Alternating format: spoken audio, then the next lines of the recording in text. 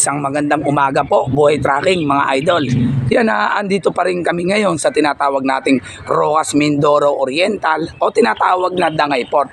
Yan mga idol, bahagi pa rin ng Luzon ang tinatawag na Roxas Mindoro Oriental o sa Dangay Port. Yan mga idol, para sa ating mga kababayan, para malaman nila, nandito pa rin tayo sa parte ng Luzon o bahagi. Yan mga idol, ganito pa rin kadami ang mga truck na nakaparking o nakapila dito.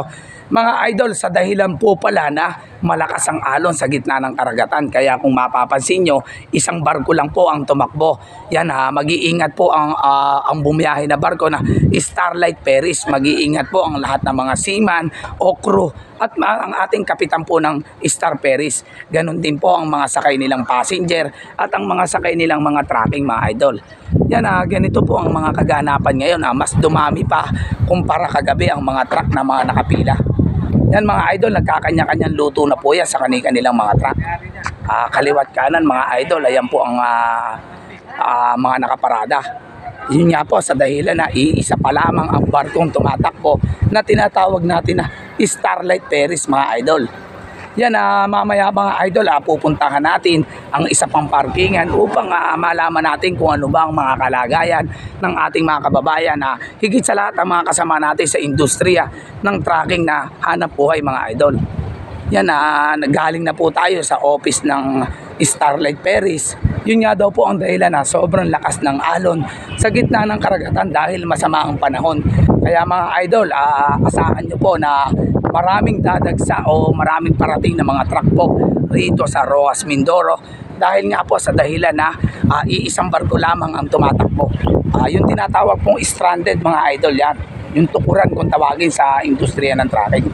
Yan, kaliwat kanan mga idol, pinapakita ko sa inyo ang dami ng mga truck na nakapila ngayon dito sa Dangay Port o tinatawag natin na Roxas Mindoro. Yan, at bahagi pa rin ng Luzon mga idol. Yan, kaliwat kanan po yan. Ayan, kaliwat kanan po, Buhay Trucking. Ayan, marami tayong mga kababayan na isa-isa nating nilalapitan na kinakausap natin o tinatanong natin o kinakamusta ano ba ang kanilang mga kalagayan mga idol. Dahil si Buhay Trucking po ay isa sa pagiging truck driver. Kung ano po mga idol ang kanilang nararanasan, ganun din po si Buhay Trucking. Wala po akong mga idol pagkakaiba, isa rin po akong truck driver. Yun nga lamang mga idol, ang ano natin, yung ating minamanehong sasakyan ay sarili nating pag-aari mga idol. Yan, sa ganitong pamamaraan po para magandang umaga sa iyo. Yan, magandang umaga po. Yan, kaliwat kanan po yan, Buhay Trucking. Pinapakita ko na sa inyo. Ang dami at ang pila ng mga truck na nakaparada po rito, Buhay Trucking. Maraming salamat po sa may-ari ng parkingan na nandito ngayon. Yan, nakapila po yan mga idol.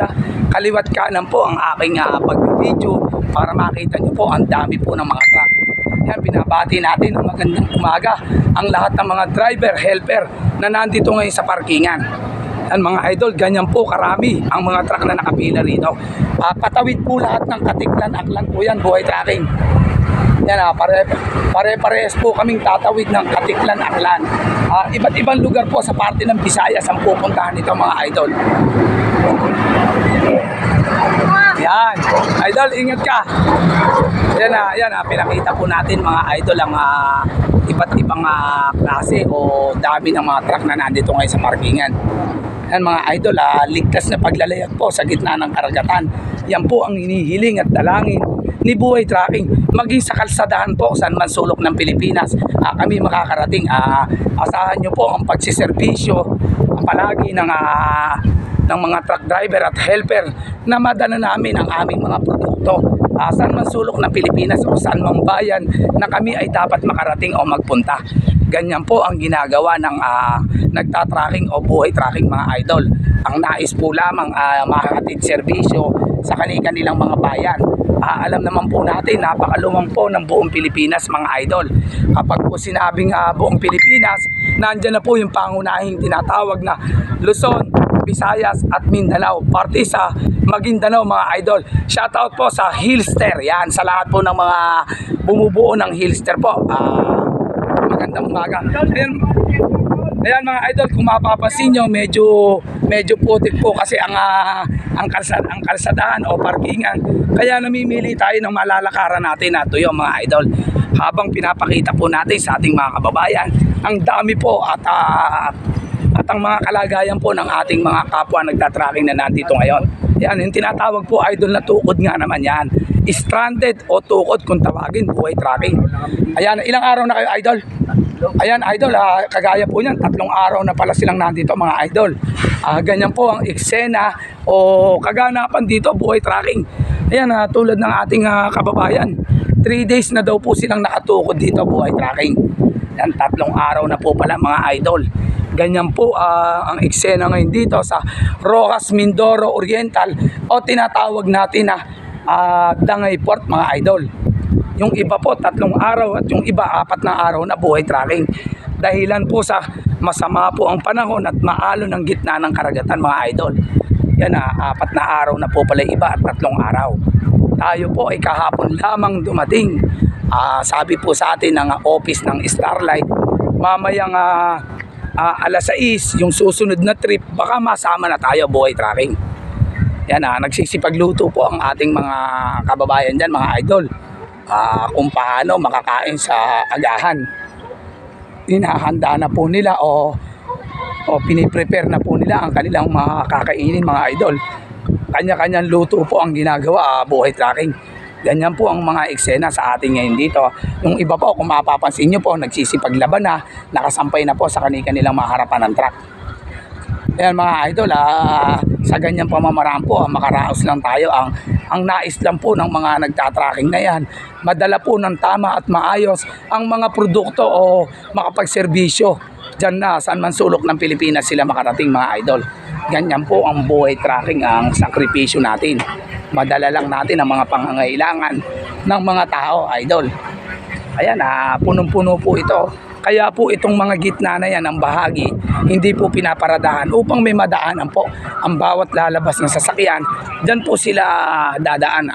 Kapag po kasi may harang yan, wala na po makakadaan mga idol. Yan, sari-sari po yan. Kagaya na lang po nitong lalapitan natin. Yan po ay mga shoutout po sa Transworld. Yan, mga single po yan o motor mga idol. Yan, magandang umaga po sa company ng TWILC mga idol. Yan, puro motor po yan, mga nakapila na yan mga idol. Yan, kung mapapansin nyo po, halos lahat po. Yan, shoutout po sa ILJF Tracking Services. Yan, magandang umaga. Yan, shoutout sa inyo idol. Yan, binabati natin sila. Ayan, shoutout po sa Transworld, sa International Logistics Corporation. Yan mga idol, gaya ng pinakita natin, mga single naman ang kanilang mga sakay. Iba't iba po ang pero pare-parehas po yan na tatawid po ng Katiklan-Aklan o tinatawag natin na Visayas area o sa parting Region 6 mga idol. Maghihiwalay na po dyan, meron na dyan Bacolod, Iloilo, Dumaguete, Zamboanga. Yan po ang mga binubuo ng pagsakay dito sa Dangay Port. Yan, kagaya natin mga idol, Zamboanga City o Region 9 ang ating po tatahakin mga idol. Sa Region 9 po tayo pupunta. 4 na beses po tayong sasakay ng barko buhay tracking. Simula po Batangas hanggang sa makarating tayo ng Zamboanga City. Yan, ganyan po ang eksena at kaganapan ngayon dito buhay tracking.